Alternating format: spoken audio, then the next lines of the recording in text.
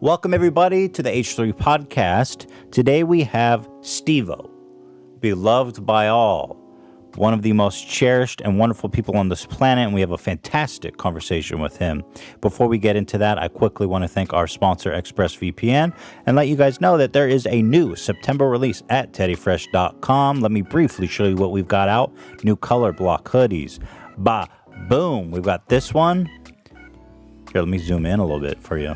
Not a very high-res photo, but you get the idea. This one's beautiful, beautiful, beautiful. New color blocks. New felt hats. I love this hat. I lost mine. I need Ela to bring me new ones. But, man, it's such a nice hat. New Ela Klein original. Her marker drawing. This is what I'm wearing now. It's awesome. Shorts. Grandpa jacket. This is everyone's favorite piece. My grandpa died, and all he left me was this jacket. Passed away and left me all this jacket. Excuse me. Anyway, really nice jacket. God bless.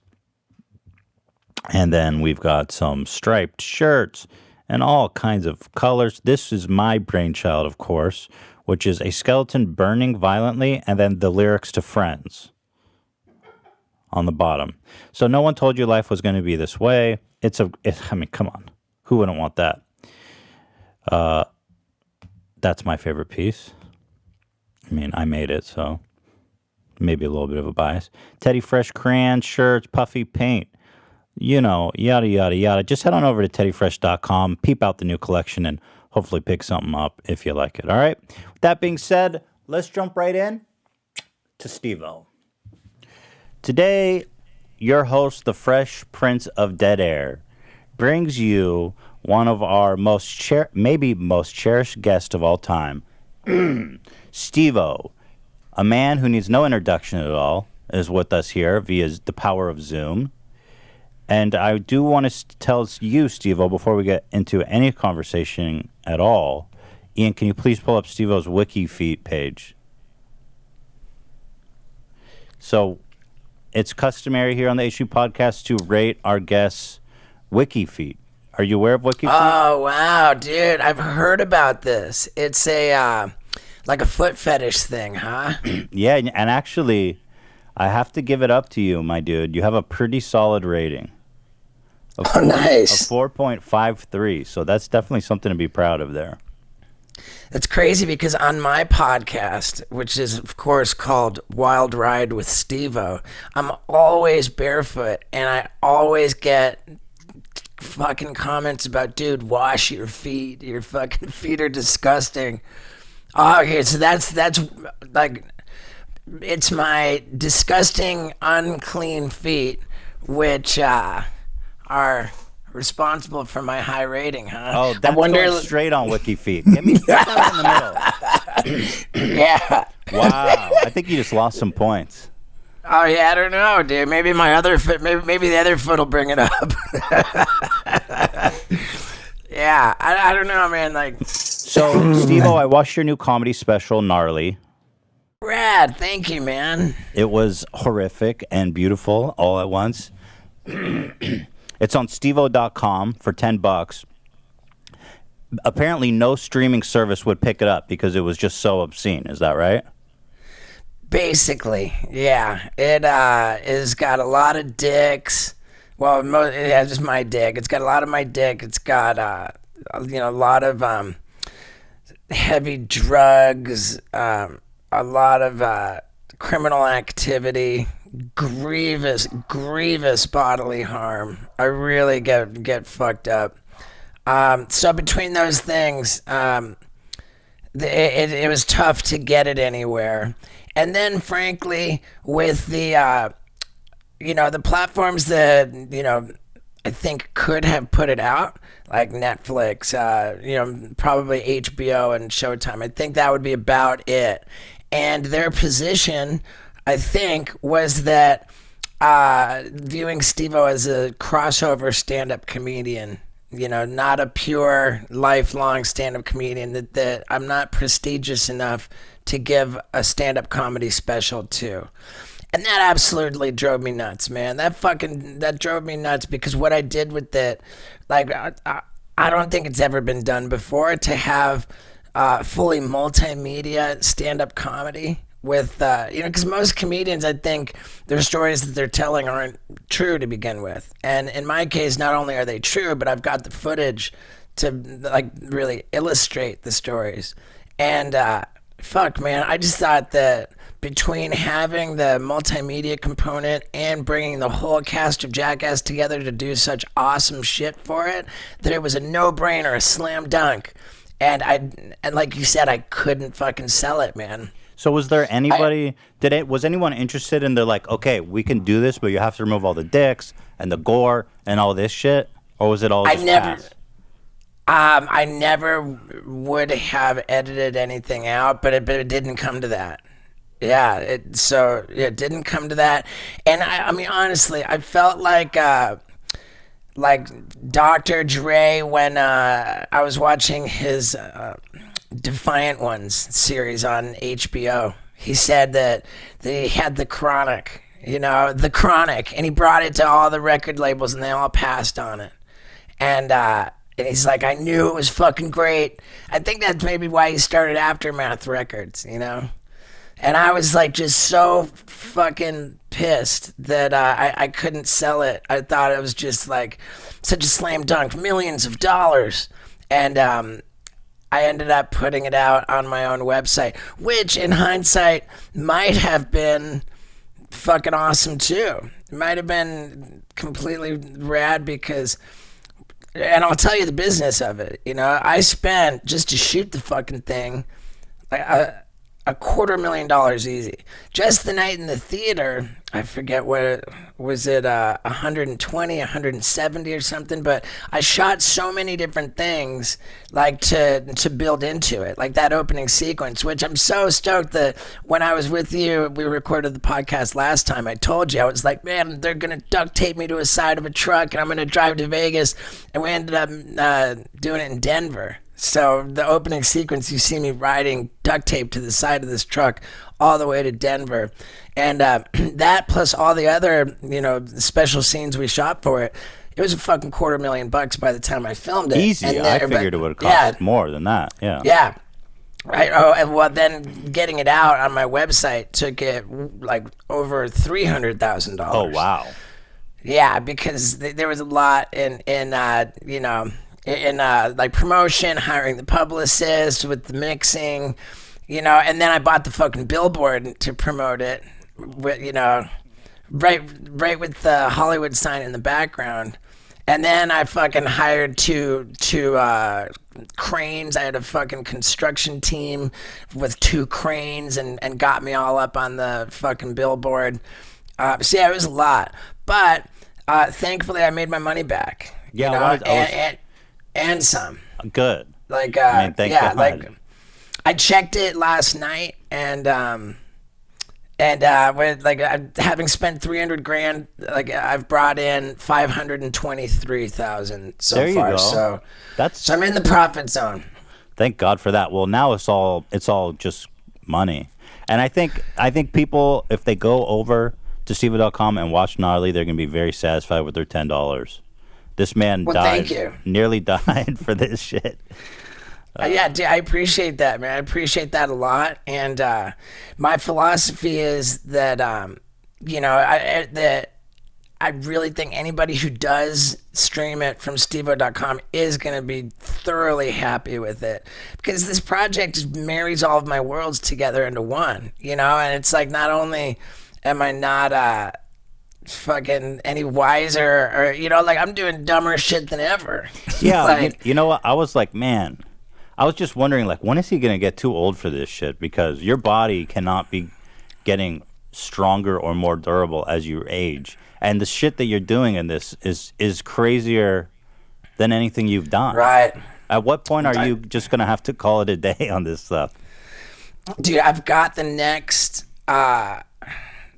depending on when the world opens back up, so to speak. I've got the next project fucking done. Like the follow up to Gnarly is fucking finished, man. And I've been touring with it because really? I'm so fucking pissed about this, dude. I taped the Gnarly special in January of 2018. So it didn't come out until I'd been fucking sitting on it for 2.5 years. And when I failed to get anybody to fucking buy it, and which drives me fucking crazy just to say that, but like I didn't get discouraged and say like, oh, okay, I'm gonna fucking, just hang it up, whatever, nobody was interested. Fuck that. I doubled down, dude. I doubled down, and I knew exactly what the follow-up to Gnarly was gonna be, because the thing about Gnarly, there's all this storytelling, and then each bit in the act inspires like a crazy new stunt. And I was just excited about making the follow-up like no more fucking memory lane bullshit, like 100% brand new, like over the top stuff. And then the question of what to do next, like I already had the answer, because like for all of these last 20 years since Jackass started, there's been like a handful of ideas that I had and just never fucking thought I was gonna do them. Like they were just like the go-to. Like, oh, skydiving, like only if I'm butt naked with the tandem instructor strapped to my back and I'm furiously jacking off and I time it so I fall out of the airplane while I'm coming everywhere. That's disgusting, bro. Yeah, it's called skyjacking. That's the closer for the bucket. That's what this new one is called, the bucket list. And like I had, for decades, I had the idea to get a vasectomy, and right after I get the vasectomy, go like get on a horse, bareback horseback riding, bouncing up and down on my balls, and like, and like dressed up as a piñata with all the kids hit me in the balls with a stick. Did the vasectomy Olympics. So did you do that? Oh yeah. So dude, you're all I had snipped up now. All snipped No up, kids. dude. No kids, man. Because I know you got engaged at the end of the special. Congratulations. Right. I mean, it's really beautiful. Seems like a really beautiful, wholesome relationship. I knew she was special when she encouraged you to eat your burned, dead skin. So that was a really touching moment in Gnarly.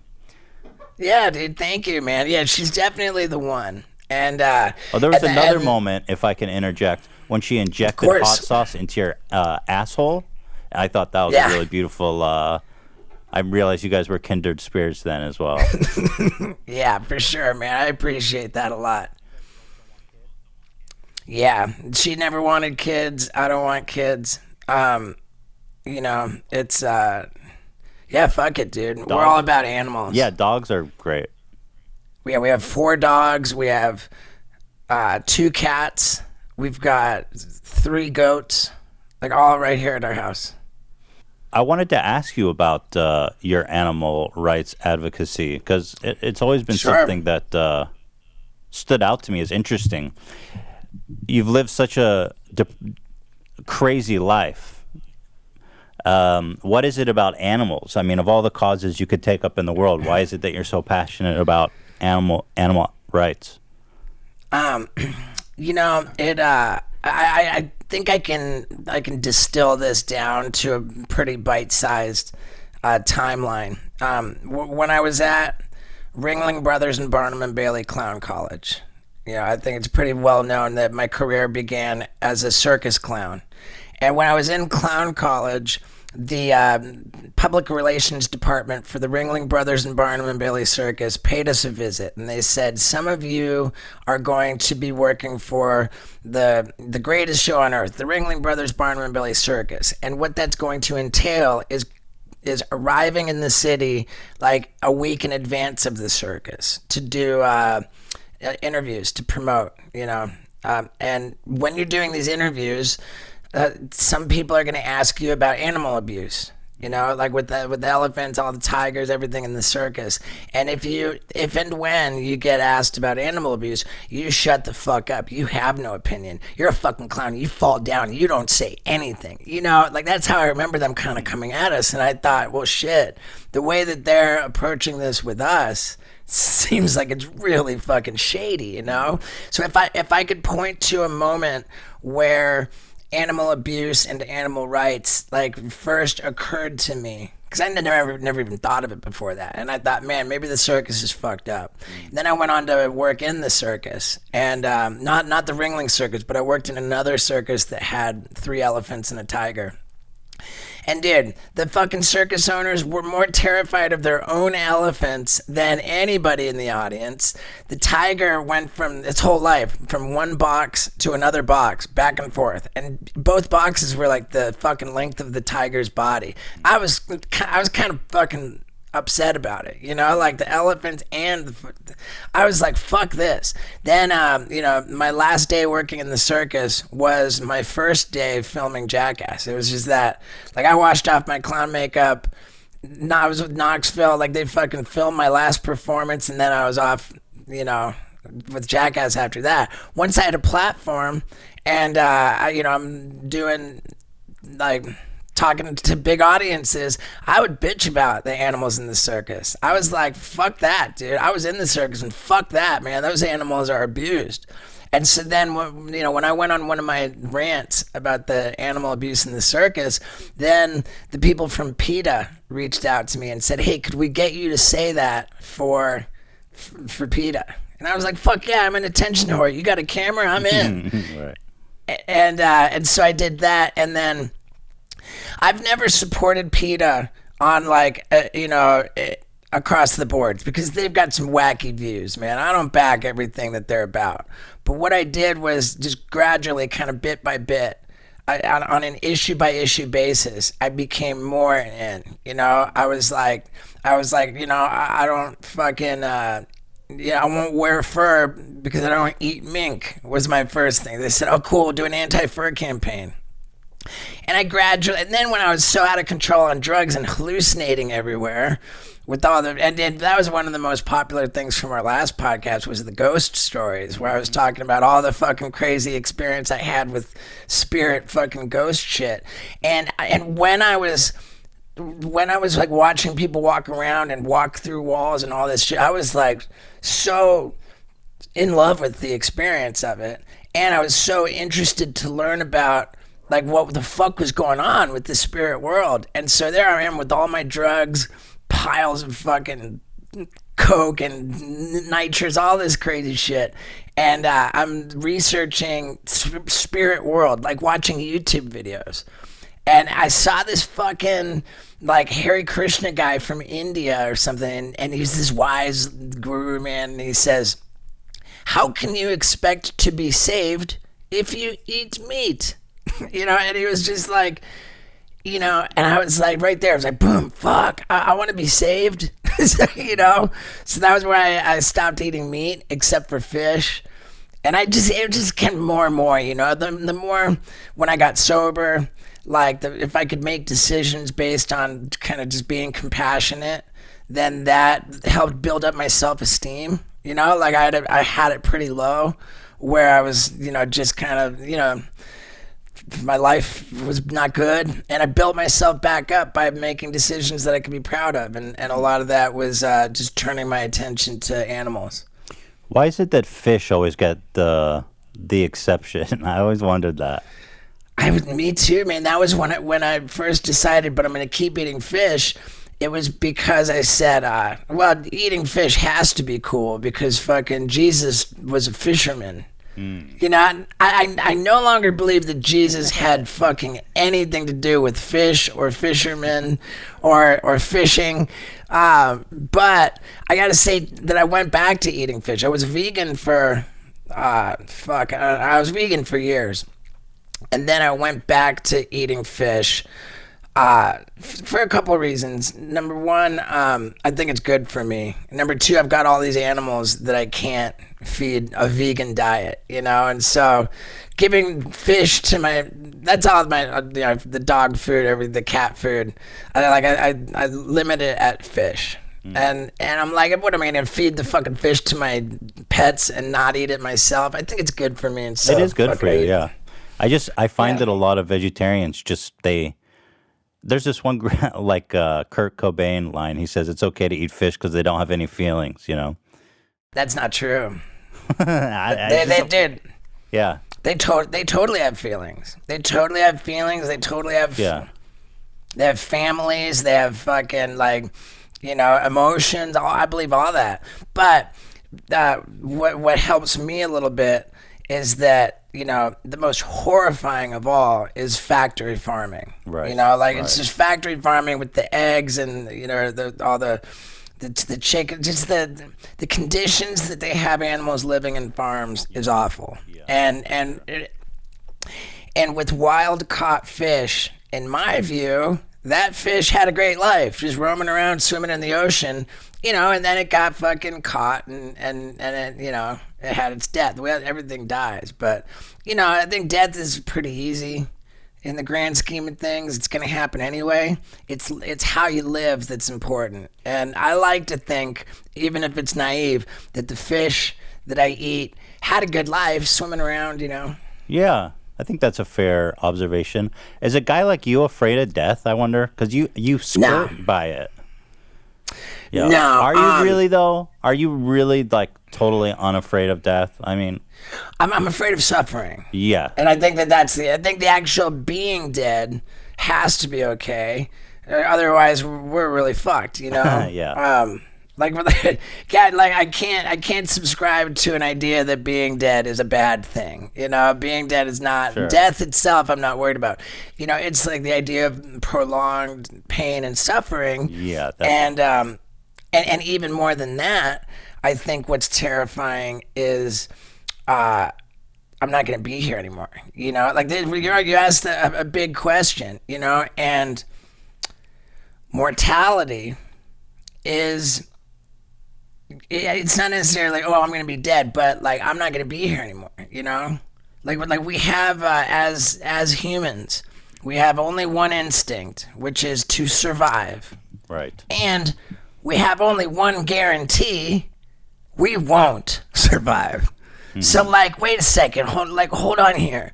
The one fucking thing that matters to us above all else. The one fucking thing we're trying to avoid is the only thing that we can be sure of.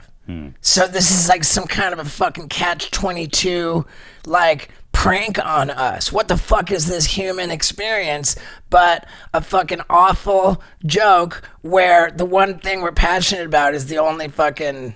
It's fucked. The inevitability, yeah. Right. So I view that as... really the big picture of the human experience is to, one way or another, wrap your head around your mortality, to come to terms with, okay, I'm going to die, and how's that okay? And I think that there are three ways that people typically have done it throughout history. Number one being to reproduce. There's this idea that, I'll be gone, but my legacy will live on. I'm going to have children who keep me alive, And we've covered that. I don't fucking want to reproduce, Right. So that doesn't work for me. Right. I think the other way people wrap their head around death is religion, where they subscribe to some sort of fairy tale notion that, if they do X, Y, or Z, that they're going to be in heaven and everything. So that's, I'm going to be dead, but I'll be in heaven. And the idea of a heaven, which is exclusive to people who subscribe to one absurd belief, is fucking just pisses me off, man. I grew up with people of all faiths. And if they're not all welcome in heaven, then fuck it, I don't want to go. It's just religion. I've always had a little bit of a chip on my shoulder, so that's not my gig. And then the third way that we sort of come to terms with death, I like the fucking cavemen scrawling the fucking stick figures on the cave wall because they know they're gonna be dead, but their fucking stick figures will outlive them. Mm-hmm. Now that's me. 100%. That's me. That's where I turned to the video camera. As a failing college student, I was like, dude, I'm going to fail at life because I can't keep a job and I can't fucking go to class. I can't survive. But before I fucking die, man, I'm going to load up my message into the bottle. I'm going to fucking videotape crazy shit, and those videos are going to live on. So when I'm dead, it'll be cool because I'll still be alive with the fucking immortality of the video. Can I ask you something? Yeah. This is kind of like a broad question, but you ever think about how you ended up the way you are? You know what I mean? Oh, 'Cause I know exactly. at a young age, you were like already living way too fast and too hard, you know, with the clown college and the drug use. And just like you just said yourself, you didn't plan, I don't think, to live very long. I didn't expect to see the age of 30. I never, you know, and from when I was 8, I don't think I had the idea I was gonna be dead young. So, did you have like very childhood trauma? Sort of. This is real simple because, like, my mom's side of the family is 100% alcoholic. Like it's alcohol, drugs, gambling, suicide. Like, this is just every leaf on the tree. You know, like, my mom, her brother, and her sister, there were 3 siblings, all dead from alcoholism. 100%. You know, cirrhosis, like whatever. All the way up, as far as anybody can remember, every single person died of alcoholism, suicide, like, you know, whatever. So there's this kind of deviance. Of course, with that said, my mom was the smart one. My mom was the funny one. My mom was the one with the personality. But then my dad's side of the family was 100% theologians, zoologists, fucking clergymen, you know, like decorated academics, like super decorated academics. And my dad was sort of the black sheep of the family for going into business. You know, they were like, nobody ever on my dad's side of the family made a lot of money, but they were just respected, fucking good ass people. And my dad was this hustler. You know, he fucking top of his class. He went on to become the president of Pepsi Cola in all of Brazil, the president of Nabisco. Like, I grew up in a privileged ass upbringing, and it's like I'm a hybrid of these 2 family trees. You know, it's like I've got my dad's drive, my dad's fucking hustle, and that's the engine for my mom's deviance. You know, I'm just this fucking alcoholic deviant just with hustle. So did your mom kind of, what was it like growing up with your mom? Was there moments where you kind of saw either that dark side of her, or like she kind of, oh yeah, did she abuse you? No, there wasn't any abuse, but I was born in England, and my family moved to Brazil when I was just 6 months old. So that was because Dad got the job of president of Pepsi Cola in all of Brazil. And they were balling, dude. Shit was popping off, man. Like, when you're living in Brazil and you have like this kind of status, like, the cost of living was cheap as fuck. So if you're making any kind of real money living in Brazil, you're balling. And they were like balling. So they had live-in maids, which, essentially raised me. You know, like, I actually spoke my first words in Portuguese because the only people fucking paying attention to me were the live-in maids who spoke Portuguese. So it's not like hard to imagine, you know, how I became such a fucking attention whore, because Mom and Dad weren't paying any attention to me. And that's not because they were abusive or, you know, they were just balling and fucking partying and like didn't have time. So I think that there's a big component in that makes me like really overdeveloped my need for attention. And as such, I like to consider myself a world-class attention whore. Yes, for sure. You've achieved a lot through that singular trait. Yeah. But so I know. I stumbled onto a really great character defect. Yeah, exactly. You've worked it to your advantage for sure. So was your mom working when you guys were in Brazil? She wasn't. She went to nursing school, and I want to say that she dropped out of nursing school when she married my dad. And to my mom's credit, my dad, when they married, had not had like huge success. You know, my wife was not jumping on the bandwagon of my mom. Dad hadn't done shit yet, and he did it. He succeeded after marrying my mom, which I think is really cool. Yeah, that is nice. Your dad was in your special. Or do you hold any grudges or resentments to your parents still as you? No, not at all, not at all.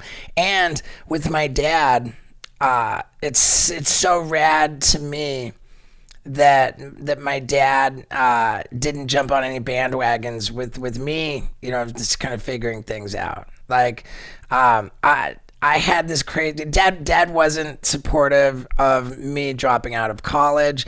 He was not fucking feeling clown college. He fucking hated every word I had to say about I'm gonna become a crazy famous stuntman. He fucking hated all of it. And to his credit, it was before I had ever even made a fucking penny being a dumbass asshole stuntman that my dad came to me and he said, "Hey, I gotta tell you, I feel I've done a disservice to you by not supporting you in this career path that you're clearly committed to." And he said, "I feel like I've done a disservice, and I want you to know that sure, you didn't choose what I would have wanted you to do, but I see that you're committed. I just want you to be the best, and I've got your back." And I think a lot of fathers have had that talk with their kids. He said, "Okay." My dad said that how his dad totally didn't support him going into business. I said he was the black sheep. Huh? Yeah, he was. Don't you dare go into business school. Yeah. Right. Don't. What, you're going to be a capitalist, greedy scumbag in a business suit? My dad was like, yeah. He's like, and his dad had the same talk with him. I'm going to throw it to a quick break, and then when we come back, we will continue this conversation with Steve-O. When you use the bathroom, you always close the door behind you, right? You don't want random passerbyers looking in on you, so why would you let people look in on you when you go online? Using the internet without ExpressVPN is like going to the bathroom and not closing the door. Or in some stalls, they leave that little crack. That gives me a ton of anxiety. You ever meet eyes through the crack? I always do like this, when I'm taking a dump and there's that giant crack. Then somebody walks by and you catch their eye.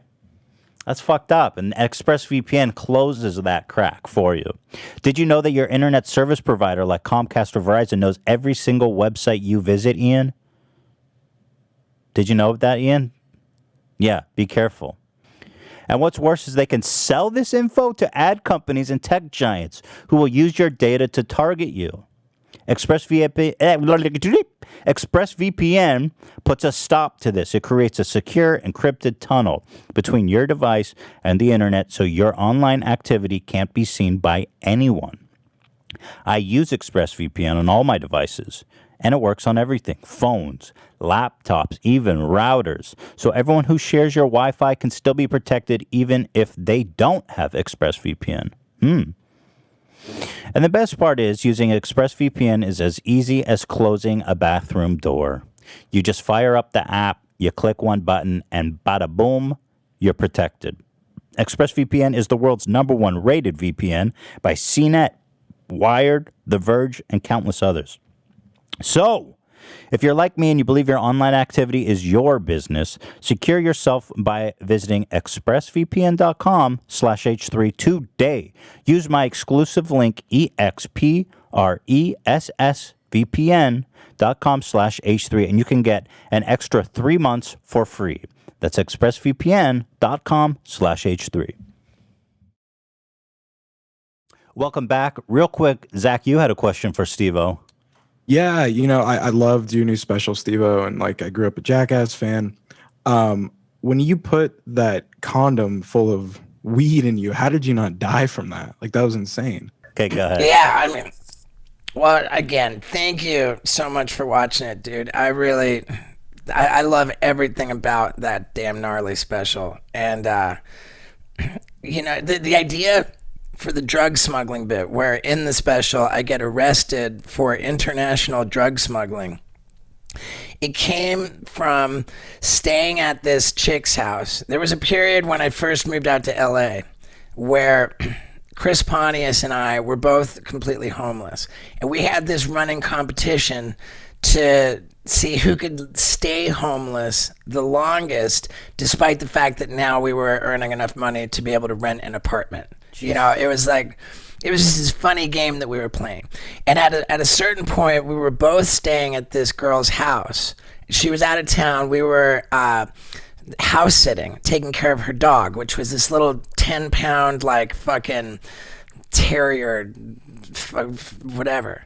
And so Chris and I come back from the bar with these two chicks. We're in this girl's place, and we both, in separate rooms, are humping these Danish chicks, right? They were both from Denmark.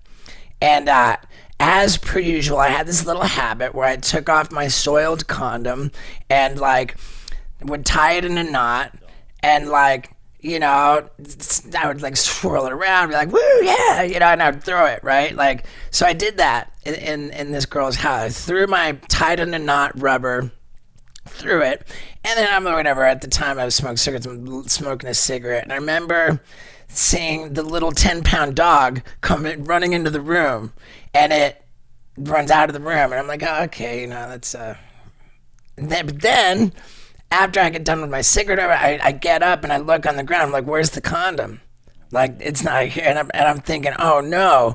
So in my view, this is the worst, because the girl whose house we were staying at had a boyfriend, you know, and, like, if this dog picked up the condom and took it on, like, a little victory lap and dropped it somewhere else where the fucking boyfriend's gonna find it in her place, like, that's gonna be a problem. So I'm all kinds of fucking stressed out about it, and, like, and I can't find it anywhere. And then even worse, what if the dog swallowed the fucking thing and it gets tangled up in the dog's intestines or something, and, like, you know, the dog dies because it fucking gobbled my rubber.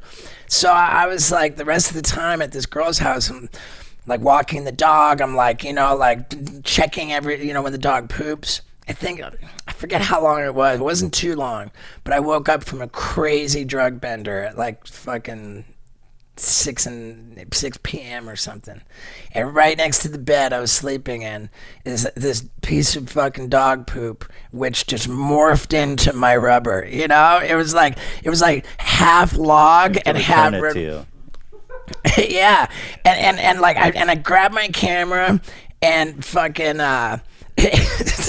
I grabbed my camera and lifted it up by the ring of the rubber, and the rubber gets, like, all straightened out, and once it's fully straight, the piece of dog poo is just sticking out perpendicular in the middle, you know, and you can see the whole load of cum was intact in the, you know, after passing through the whole dog, the whole load was just perfectly intact in the rubber.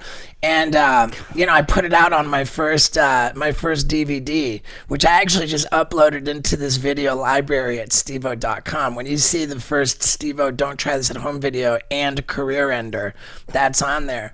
But yeah, so I felt like, fuck, okay, thank God we figured that out. I got a cool piece of footage out of it. But I felt fucking bad. When my cum's coming out of that dog's asshole, it's not a lot different than the dog being sodomized by me. You know, just the cum's going in the other direction, you know? And I felt that I owed it to that dog somehow. And so I was like, okay, you know, if the dog can swallow a condom and have it come out all intact, then I should be able to as well. So that was the birth of the idea. What am I gonna do swallowing a condom? And then when I went on the Europe tour, I said, dude, I'm gonna load up a condom with fucking weed in one country and then fly to the next country and shit it out and smoke it. And so that was where the idea, but it turned into this crazy debacle because, like Zach said, fucking thing wouldn't come out. And I thought I was going to die because it was going to block up all of my shit, you know? You stuffed a lot. I think you put a lot of weed in there. A lot, I know, and I choked on it. That thing down, man. Yeah. I didn't even think I did. It was stuck in my throat, you know? Like, it was the most fucking scary thing. And then everyone was telling me that, like, you can get blockage in your intestines. And, like, you know, so I was really worried that I was going to die of intestinal strangulation. And I expressed these concerns to every media outlet that I talked to. That was just like, and they're not fucking cool about drugs in Sweden. They really aren't. So yeah, it came out in the newspaper that I had drugs in my body before the drugs were out of my body. and the cops fucking swooped in to fucking nail me for international drug smuggling. The whole story is crazy, and it's in the Gnarly special. So by all means, please go over to stevo.com and stream that motherfucker. That's like the most square shit I ever heard. Like, apparently, there's so little going on in Sweden. The cops arrested you and then made you shit in a cup for a week to check for the weed. Yeah, it wasn't a cup. It was a bag. It was a fucking a little. Yeah, it was a toilet that had like a bag set up in the bowl. Oh, that's so. This isn't the first time they've dealt with this issue. Right, I get it. So the most the part that stands out to me from Gnarly is the jet fuel accident. You laid in jet fuel and got third-degree burns all over your body, and you didn't go to the hospital for like a week too. So everything was all infected and pussy. And then, of course, as I mentioned earlier, your fiance or now wife, is it? We still haven't gotten married. Yeah. We're waiting to buy a big farm that we're gonna get married on. Oh, perfect. Fiance was encouraging you to, because your skin was just coming off and peels, and then you started eating it. How was that experience? Well, you tossed it down real fast, but that technically makes you a cannibal, doesn't it? It does, man. Like, what it was that the skin was just falling off my body wholesale, and as each patch came off, I threw them into the toilet. I threw it all, and then it just occurred to me, like, looking in the toilet at all this skin floating in there, I was just like, that is a sight to behold. That's something that's pretty fucking remarkable. Right. I was like, okay, so I got my girl to film, and I scooped it out of the toilet, and then we had this whole conversation about it. I was like, I should not eat that, and she's like, quiet. I'm like, your silence is speaking volumes. Like, you want me to eat this? And she's like, well. So does she not gag during that? Does she have a really strong stomach to be able to watch you do that? It's so interesting how like the workings of my girl's mind, like the things that she's perfectly comfortable with, like, are just outrageous. Like, she didn't gag. She was like totally supportive of, like, yeah, fucking eat your skin, that's great. Oh, God. Like, she filmed me drinking the blister juice and had no problem with that. I wanted to ask you about that. We'll work up into that. And for anybody that's concerned that this might all be too gross, keep in mind I saved that for the end. Me getting third-degree burns all over my body and skin graft surgery and all of this stuff we're describing right now is the closer for the Gnarly specials. After you eat your own flesh, and by the way, so you're like, there's a moment where their flesh is kind of peeling off, and you're jiggling it, and you can see there's like actually just liquid in there. Like, what is that liquid? That liquid is the body's response to burns. Like, it was just blister juice. And I was just burned so fucking badly that I had not like blisters, but I had huge bags of blister juice. You ever wish they'd bottle that stuff for you? I don't wish they bottled it, but it is fascinating that that's the body's response. That's why there is juice in the blister. It's your body's way of trying to cool it down. Like, your body sends out this liquid to just try to cool down the area. And when I drank it, as disgusting as it looked, like, all yellow and fucking, crazy looking, it honestly didn't taste like anything, man. It did not taste salty. It just tasted like water. Bro, it didn't look like water. And that shit was so gross. I saved that for like the fucking credits. That was Well, he takes a knife and punctures it, and then you fill up really a whole shot glass of it. And I was like, oh no. I mean, I ended up with skin grafts on 15% of my body, and so all of that was like blisters just all over me. And the big bags, I think, just, I don't know. Yeah, it was fucking... So you described the doctors being shocked that you didn't come into the hospital early. Do you think you would have died if you didn't go in? Because it seemed like... I don't know that I would have died, but God, that was the worst fucking pain I've ever experienced. And the saving grace of that is that by far the question I've been asked the most over the years is, what was the most painful stunt? You know, like what hurt the most? And the question, like, up until that point, that question was just like frustrating to me because there was no good answer. I would be like, first, like, frustrated that I got asked the question again, and then I would say, well, there are different criteria for pain. You know, there's the acuteness of the pain. Like, say for example, if you get tased, you know, like electricity, very acute, but it's quick. You know, the most important criteria to me is the duration of the pain.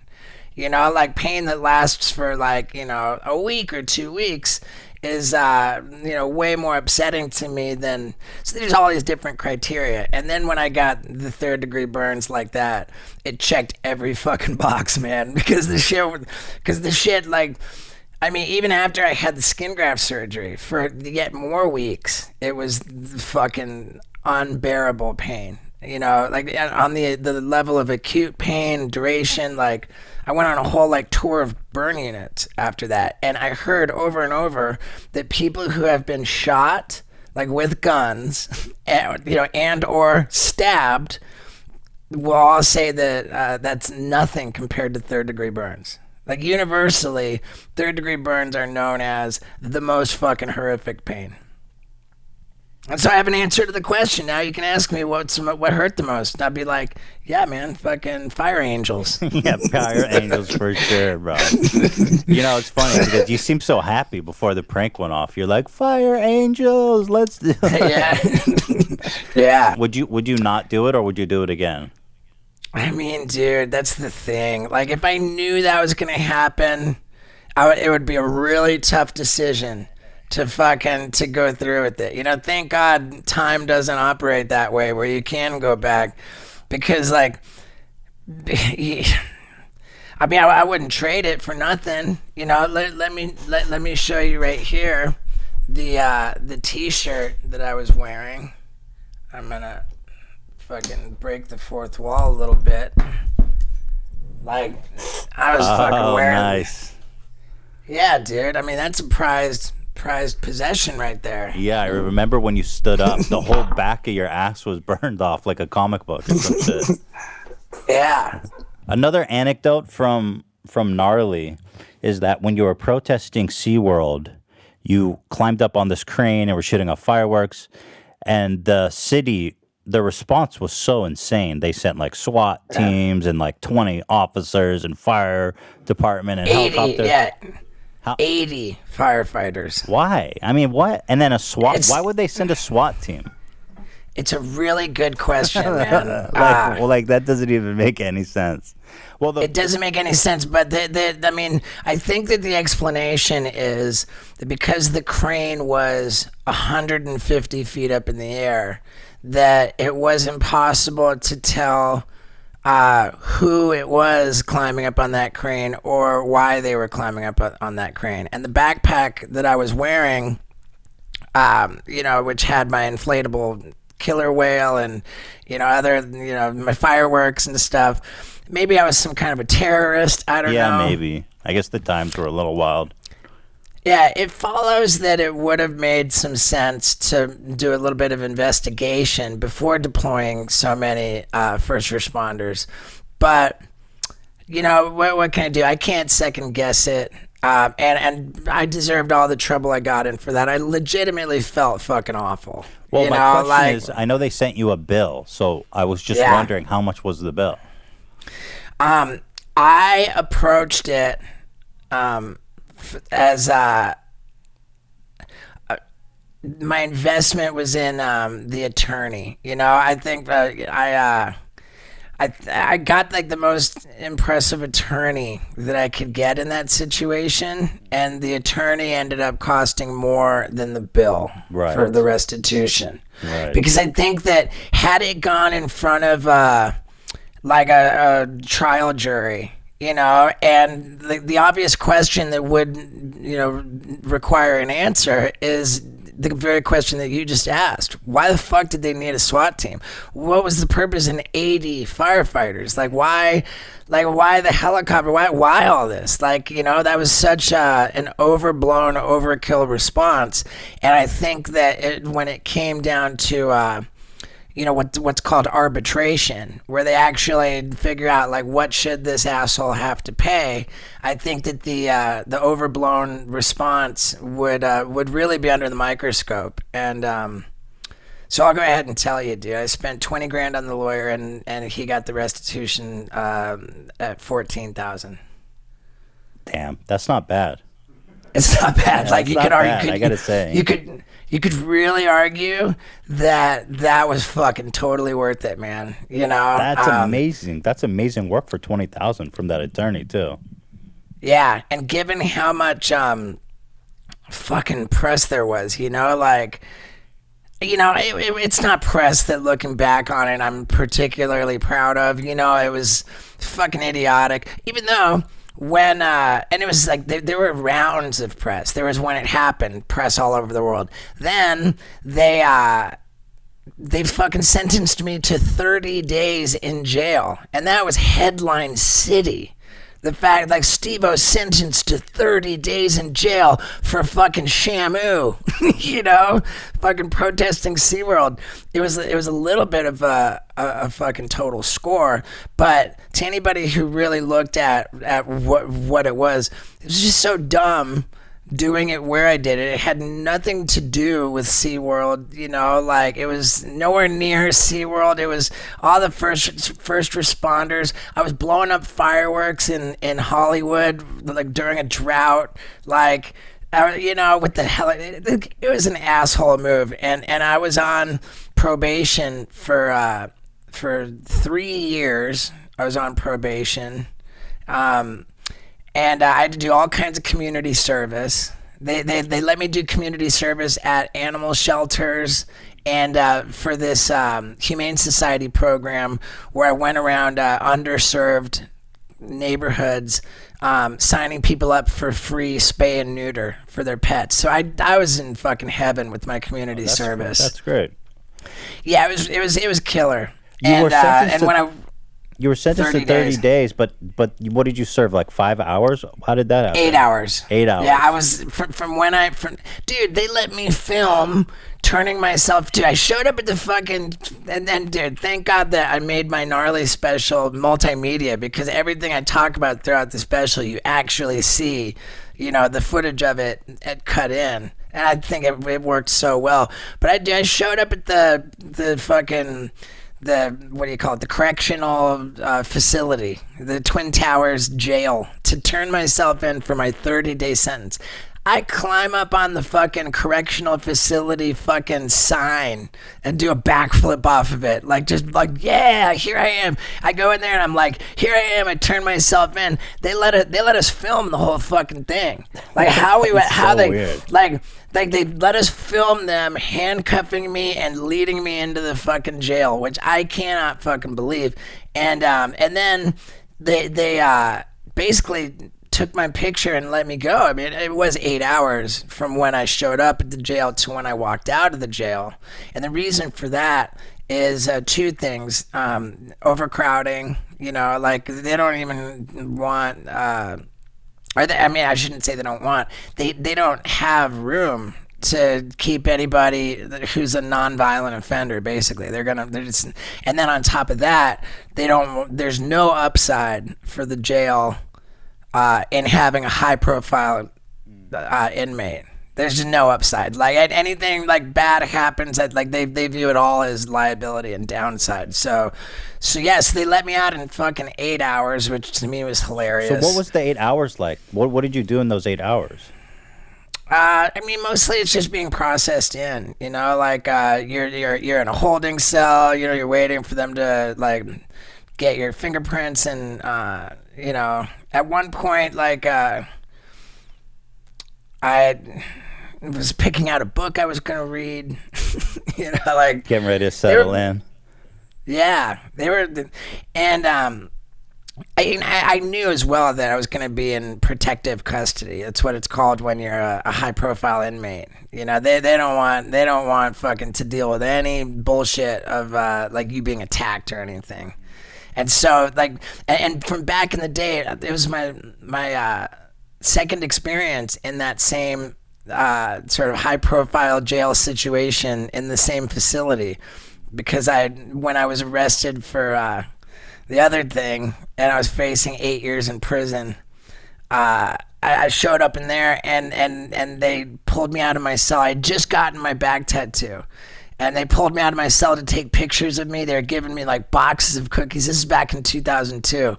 They were like, "Oh, dude, you're all good here, man. Fucking we call this Robert Downey Jr. unit." We call this the Robert Downey Jr. block, and the cell you're in right now, that's ODB's cell. He's always in here, just they're used to treating the celebrities nicely.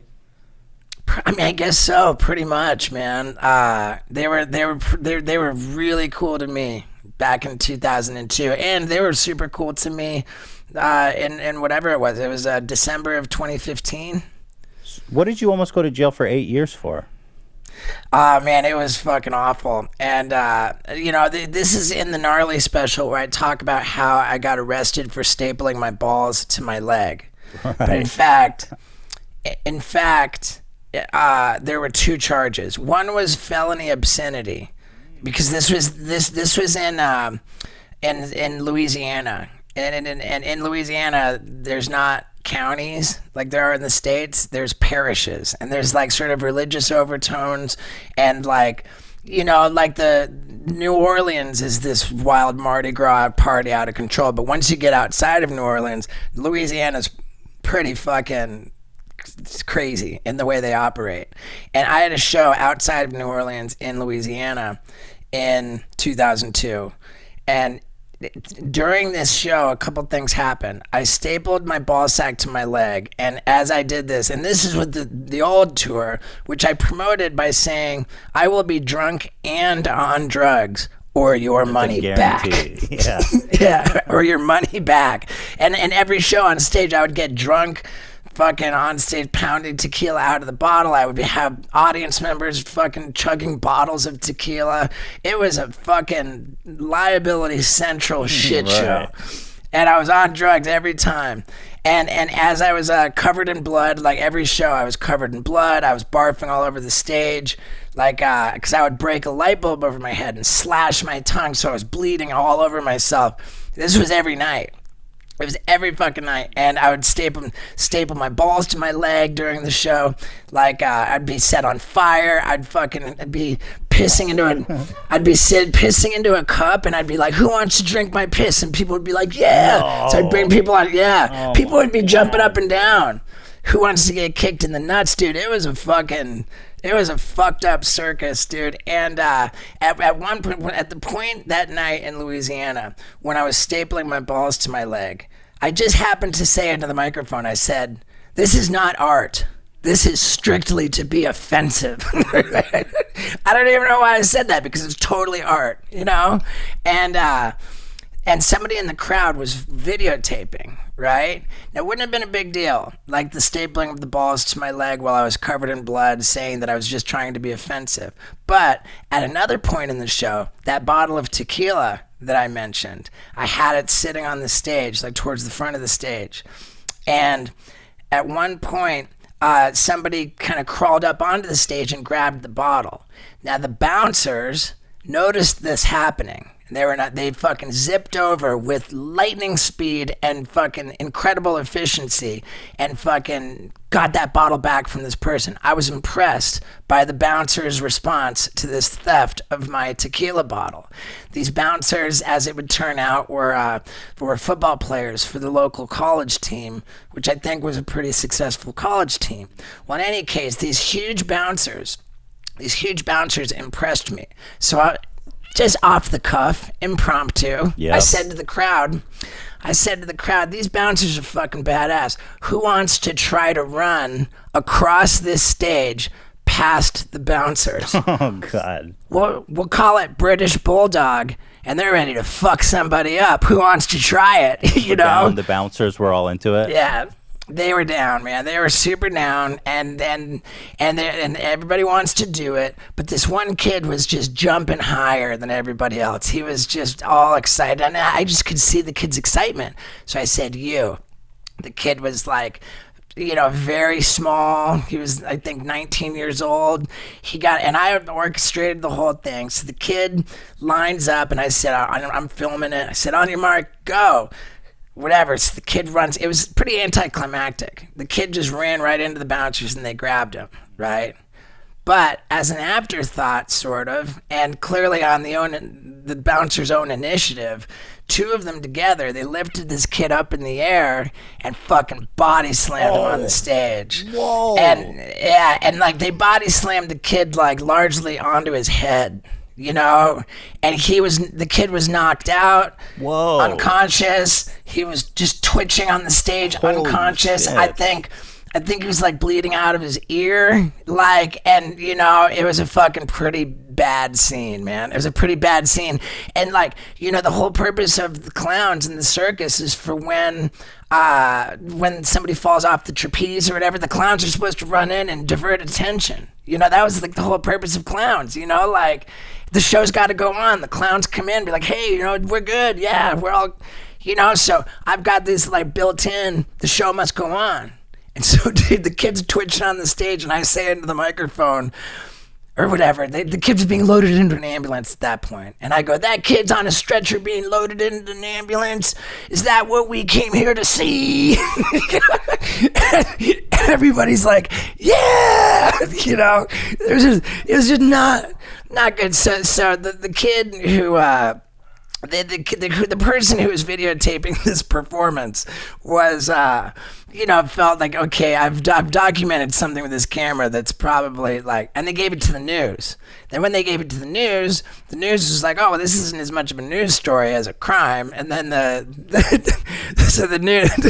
news passed the tape onto the city attorney, and the city attorney was like, "Oh, well, fuck this guy," and so they charged, and by the time the charges were filed, I was back in Los Angeles, and so they put me on the fugitive list, right? But here's the thing, that the fugitive, I landed at number 1 on the fugitive list by a mile, dude, because the fucking they set my bail for the charge of principal to second degree battery.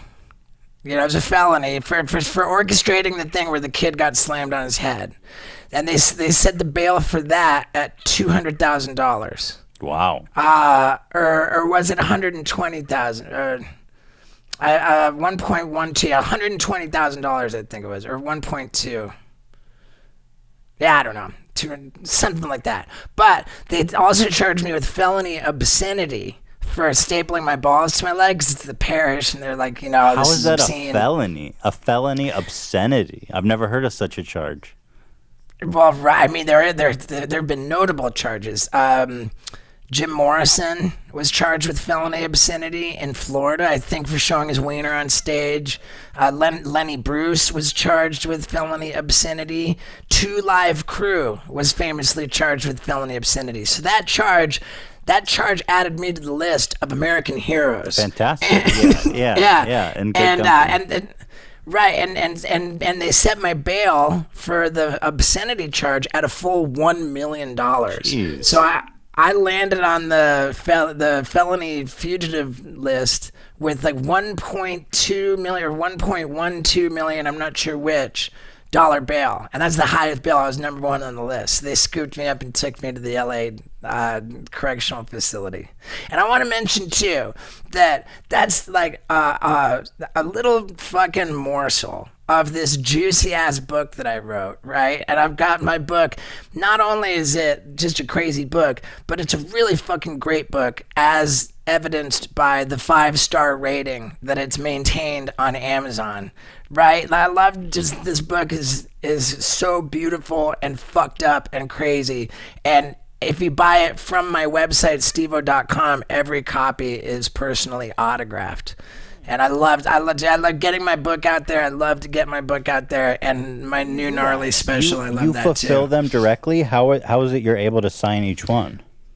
I buy the books with an author discount. They get shipped to my house, sort of like if I was a store, like same thing as if I was a bookstore, and they ship the books to my house. When I say I don't personalize them. They shipped to my house, and I autograph I sign every copy.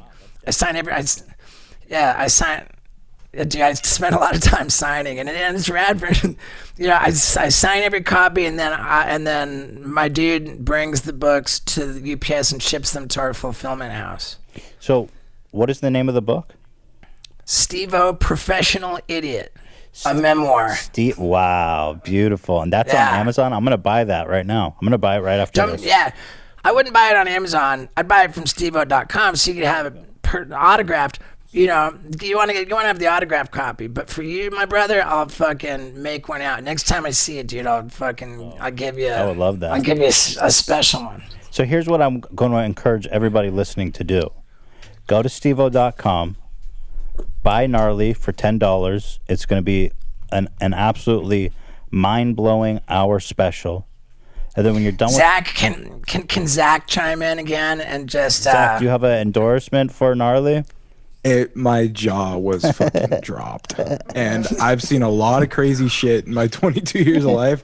That is by far the craziest shit I've ever seen in my life. Yeah, Zach has been raving about the show behind the scenes. He has been. Yeah. I appreciate that so much, man. It sucks that we waited for so long for my triumphant return to the H3 podcast, but waiting that long, I really think I think that we made another hit, dude. Yeah, it was awesome. I think we made another hit. It's always a pleasure to listen. I mean, you're full of so many incredible stories, and such a great guy. I love having you on here. Gnarly, when you're done watching Gnarly, buy the book. Get it signed. Stevo.com is your one-stop shop for Stevo-related paraphernalia. Yeah, dude. The book, you can actually use PayPal. It's super easy to check out. But, dude, the Gnarly special is so fucked up and full of fucking dick and grievous bodily harm and fucking graphic drug abuse and just criminal shit that if I put it out with PayPal, like, it wouldn't last 24 hours. It'd be shut down as pornography. Like, porn sites... Yeah, porn sites, you can never use PayPal, and it was only before we went live with it. So one of us had this thought. I wonder if that gets if PayPal shuts it down, then they shut down the whole online operation. Then we can't sell anything. So we were like, oh shit, let's ask about this, and we did a little poking around, and it turns out that we had to have special bank approval with a special account at a bank which has, quote, an appetite for high-risk credit card transactions, which is what they call it. Yeah, what bank has that appetite? I want to say it's in Canada somewhere. But yeah, basically any like porn, like webcam girls, like more sketchy kind of CBD, like sort of dark web shit, and that is my explanation for why you have to do the. It's just fucking sketchy. Wait, how do you pay for the thing? Because I had Dan buy it for me. Yeah, you gotta put it in the. It's not that weird. You just have to actually plug in the credit card. And this is my explanation, my apology for not having a quicker, easier checkout. Is that the quicker, easier, PayPal, Amazon Pay, that type of thing would be more convenient, but those people don't like porn. Arguably bestiality when that rock hard fucking elk is butt fucking me. So was there an act actually? Did he penetrate you? No, I didn't have a hole in the costume I was wearing, but There's a scene where an elk is fully torqued and humped, and it looked like he was fucking you, dude. Yeah, but it I was was like, really wow, thrusting. Oh, yeah, because I was like, I'm not sure that you could legally show you being penetrated by an animal, but you did. Many PayPal would have called that problematic. That was the first thing and the only thing that really entered the conversation as, hey, this gotta go. And I said, fuck no. Keep looking for fucking banks. we're gonna find the fucking bank that's okay with that fucking rock hard elk butt fucking me. I love the idea of someone at the bank being like, watching the whole special and then being like, we can do this. Yeah, and then wait until the follow-up, is ready. I'm gonna go to the same bank and we're like, okay, so now I'm actually fucking now it's me that's hard and I'm fucking coming everywhere and I gotta do that. But I think we're already in bed with the right partner, so yeah, exactly. I think you are. I think you found your partner for life there. Yeah, well, Steve-O, congratulations. I'm so happy to see you doing well. You've got your podcast, you've got all your specials and everything, and all your charity work and everything. It's just so nice to see. And dude, thank you, man. It's thank awesome, you so much. Man. I'm super happy. Dude, likewise, man. I cannot tell you. I have told you, but I can't really the frequency with which I've heard about. Dude, I heard you on the H3 podcast. Like the frequency of the dude. I saw that fucking you and H3. It's great, man. When are you gonna do it again? What's Ethan really like? I hear it a lot, and I'm just stoked that the world is the way it is. That people like us can kind of take the power of the media into our own hands. When I do certain podcasts, and I think I probably did this the last time I was on with you, I said, hey, because with podcasting, retention is a thing, and a lot of people don't stick around to the very end. We have the audience fall off, but it's the hardcore fucking dedicated fans who stick around to the very end. I always address them at the end of every episode of my podcast, Wild Ride with Steve-O. And I like to say, thank you for sticking around to the very end of this podcast. You guys are the ones that really matter the most. And I always ask that I call them the street team. I say, please take a screenshot of this podcast and post it with tags for me and my guests to let my guests know that you enjoyed it, and to kind of you made it all the way through, and that and to help me get the word out and build up this podcast. And that's why I call those people the street team. And so for the H3 street team, I want to ask you guys who made it all the way through to shoot me a tweet. Let me know that you made it all the way through. Let's do something they can send, which is like a secret. Do like yeah. But we're gonna be putting it out with proper videos. So really, Oh yeah, that one. Okay, yeah. So if you guys watched all the way through to the end, send this image to Steve-O. People will be like, what the fuck? There you go. Yeah. The real ones know. Only the real ones know. Yeah, dude. Yeah, but it's something we should start up for you, man. The H3 street team. I like it a lot, dude. I like it. Yeah, dude, I don't know when this goes out, but as we recorded this, fucking fresh live on my podcast channel, I got Mike Tyson today. Oh, I love Mike Tyson. He's such a fucking guy. That should be really fun. It's a really fun one, man. I've been so fortunate with my guests, dude. Shaquille O'Neal, Mike. The hell? Yeah. Your guest. How the fuck did that happen, list dude? is crazy. Yeah. Well, I look forward to. But so is yours, man. Your guest list is epic. Well, starting with you. I don't know that I was that early on, but yeah, man, dude, it's a real pleasure to reconnect, dude. I want you to know that the cameras aside, I just really appreciate you, man. Thank you, man.